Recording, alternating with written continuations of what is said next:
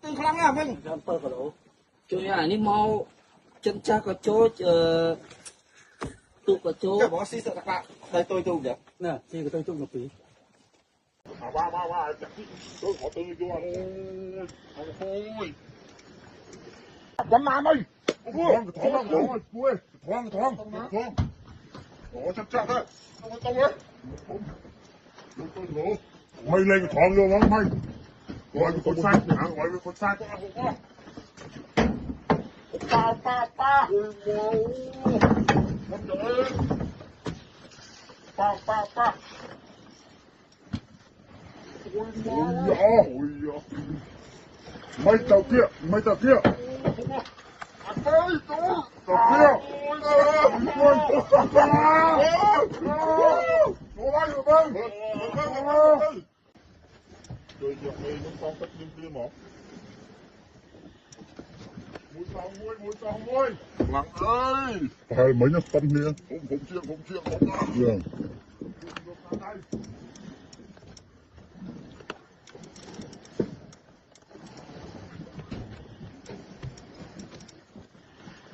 ui mà nó cái chỗ ui chạm quá nó đang cái cuộn rồi trời ôi thôi đừng mình nhắm nè bắt máu coi rồi bắt máu rồi nó còn nhá thô cái gì thô nó quay lên phương này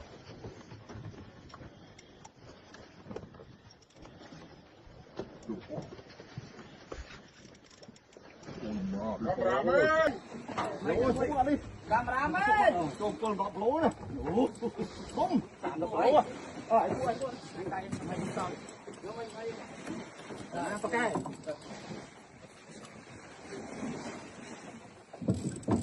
Vô hai ba. Cho chân cha quán nan đây. Thoáng. Ủa chân cha đấy. Tông ấy. Mày lên cái thoáng vô lắm mày. Gọi với con sai chẳng, gọi với con sai có ăn không? Pa. Ôi wow. Con trời. Pa. Ôi wow. Ôi giời. Mấy tàu kia. Không có. Anh ơi, tôi. Tàu kia. Ôi trời. Chỗ đây rồi bên. Rồi đi ơi. Thôi giờ đi phân cái à. Hồi sai à? Canh tụ vào đi ôi, tập Hồi sai. ôi mà con sai đó con sai con đánh gần thay ra con kia mà